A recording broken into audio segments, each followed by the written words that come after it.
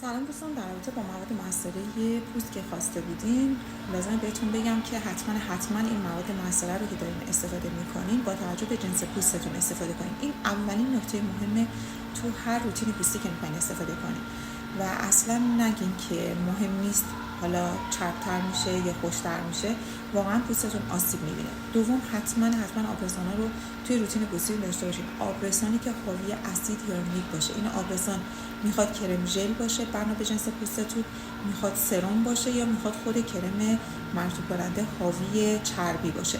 پس اینا رو با توجه به جنس پوستتون حتما انتخاب کنین و حتما روش نگاه کنین که این موارد داشته باشه.